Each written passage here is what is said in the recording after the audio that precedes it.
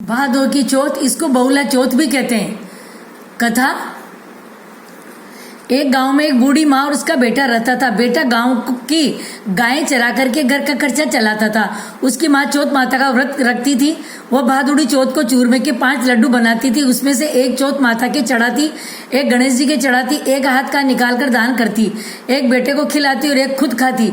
एक बार अड़ोस पड़ोस वालों ने बेटे को भड़का दिया कि तेरी माँ चूरमा बनाकर खाती है और तुझे केवल एक लड्डू देती है। लड़का सुनकर भड़क गया कि माँ तो चूरमा खाती है और मुझे सिर्फ एक लड्डू देती है, बाकी ठंडी रोटियां खिलाती है। उसने माँ से कहा, ठंडी रोटी खाकर मेरे से गायें नहीं चराई जाती, इसलिए तुम चौथ का व्रत करना छोड़ दो। इस पर माँ ने कहा कि बेटा, मैं चौथ का व्रत तेरी सुख शांति के लिए करती हूँ, मैं चौथ माता का व्रत नहीं छोड़ सकती। तो बेटा विदेश जाने लगा। माँ बोली, बेटा यदि तू विदेश ही जा रहा है तो ये चौथ माता के आंखें अपने साथ रख ले। यदि तेरे पे कोई संकट आए तो चौथ माता का नाम लेकर इन्हें पूर देना, तेरा संकट टल जाएगा। लड़का उन आंखों को लेकर विदेश के लिए चल पड़ा। रास्ते में एक नदी आई। उस पार जाने का कोई साधन नहीं था। उसकी माँ की बात याद आ गई। उसने आंखें निकालकर चौथ माता के नाम को लेकर पूर दिए तो चौथ माता की कृपा से नदी का पानी दोनों तरफ भटकर रास्ता निकल गया। आगे उसे एक भयंकर जंगल में गुजरना पड़ा तो वहां रास्ता भटक गया। उसने वहां भी आंखें पूर कर की, हे चौथ माता, तू सच्ची है तो मुझे रास्ता दिखा। इतना कहते ही उसे रास्ता मिल गया। आगे चलकर वह एक गांव में पहुंचा। उस गांव के राजा के यहाँ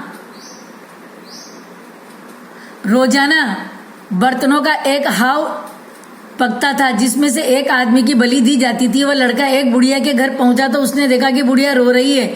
लड़के ने बुढ़िया को पूछा, तुम्हें क्या दुख है, क्यों रो रही हो? बुढ़िया बोली, मेरे एक ही बेटा है और कल राजा उसकी बलि चढ़ाएगा। इस पर लड़का बोला, माँ घबरा मत, मैं तेरे बेटे के बदले मुझे भेज देना, तू मुझे पेट भर के भोजन करा दे। भोजन करके बुढ़िया ने अपने लड़के की जगह उसको सुला दिया। दूसरे दिन राजा का बुलावा आया तो बुढ़िया ने उस लड़के को भेज दिया। राजा के नौकर उसे ले जाकर आव में चुनने लगे तो वह आंखें पूर कर जल का कलश लेकर बैठ गया और बोला कि हे चौथ माता, तू मेरा संकट टालना। आव चुनकर आग लगा दी गई। महीने भर में पकने वाला आव एक ही दिन में पक गया। यह जानकर राजा को बड़ा अचरज हुआ। राजा खुद देखने आया और नौकरों को आव के कलश उतारने को कहा। नौकर कलश उतारने लगे तो अंदर से आवाज आई, बर्तन धीरे उतारना। आवाज सुनकर सभी अचरज में पड़ गए। बर्तन हटाकर उसे निकाला और पूछने लगे, भाई तुम कौन हो? तो उसने कहा कि मैं वही आदमी हूँ जिसको आपने आव में चुन दिया था। राजा ने पूछा, तुम बचे कैसे हो? तो उसने कहा, मेरी माँ चौथ माता का व्रत करती है, मुझे चौथ माता ने बचाया। तब राजा ने 2 घोड़े मंगवाए। एक पर खुद बैठ गया, दूसरे पर लड़के को बिठाकर उसके हाथ पैरों में जंजीरें बांध दी। कहा कि यदि ये जंजीर खुलकर मेरे हाथ पैरों में आ जाए तो मैं चौथ माता को सच्ची मानूंगा। लड़के ने आंखें पूर कर कहा, ए चौथ माता, अब तक रक्षा की है तो इस बार भी करना। देखते देखते उसकी जंजीरें खुलकर राजा के हाथ में जा गिरी।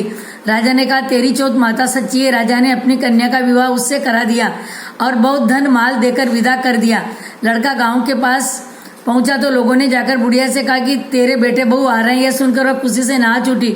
बेटा उसके पैरों में गिर पड़ा। बेटे ने कहा, माँ, यह सब तेरी चौथ माता के व्रत का प्रभाव है, फल है। इसके बाद उसने सारे नगर में ढूंढी पिटवा दी कि सभी चौथ माता का व्रत वह पूजन करे। राजा ने भी कहला दिया कि सब चौथ माता का व्रत करेंगे।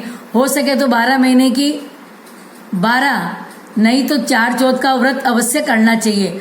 बोलो चौथ माता गणेश विनायक जी महाराज की जय।